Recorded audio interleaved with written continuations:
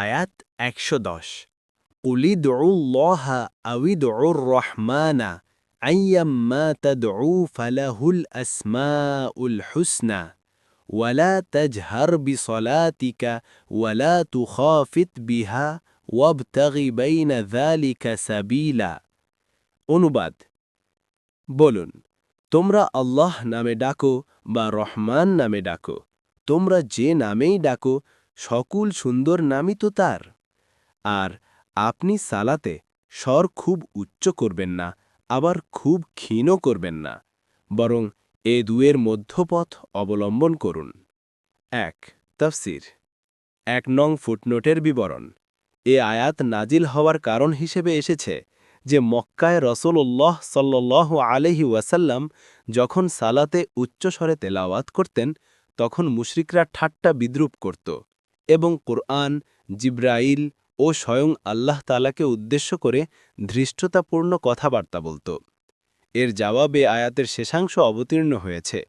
এতে রাসূলুল্লাহ সাল্লাল্লাহু আলাইহি ওয়াসাল্লামকে সশব্দে ও নিঃশব্দে উভয়ের মধ্যবর্তী পন্থা অবলম্বন করার শিক্ষা দেয়া হয়েছে, কেননা মধ্যবর্তী শব্দে পাঠ করলেই প্রয়োজন পূর্ণ হয়ে যেত এবং সশব্দে পাঠ করলে মুশরিকরা যে নিপীড়নের সুযোগ পেত তা থেকে মুক্তি পাওয়া যায়।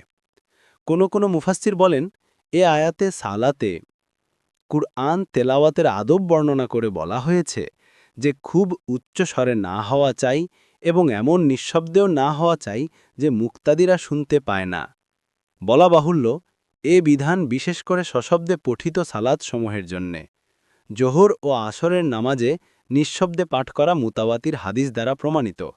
জাহরি বা উচ্চস্বরে পড়তে হয় এমন সালাত বলতে ফজর, মাগরিব ও এশার নামাজ বোঝায়। তাহাজ্জুদের সালাতও এর অন্তর্ভুক্ত।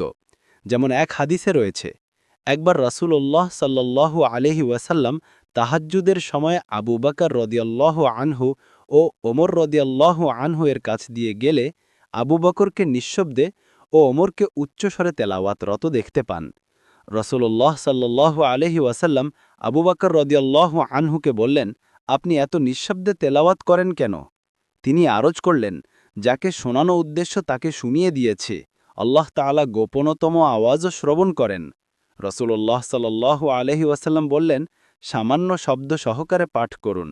অতঃপর ওমর রাদিয়াল্লাহু আনহুকে বললেন, আপনি এত উচ্চস্বরে তেলাওয়াত করেন কেন? তিনি আরজ করলেন, আমি নিদ্রা ও শয়তানকে বিতাড়িত করে দেওয়ার জন্য উচ্চস্বরে পাঠ করি। রাসূলুল্লাহ সাল্লাল্লাহু আলাইহি ওয়াসাল্লাম তাকে আদেশ দিলেন যে একটু অনুচ্চ স্বরে পাঠ করুন।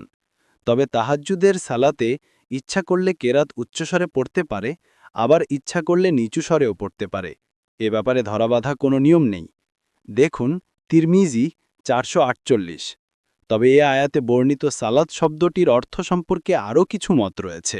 আয়েশা রাদিয়াল্লাহু আনহা বলেন, এ আয়াতে সালাত বলতে দোয়া বোঝানো হয়েছে।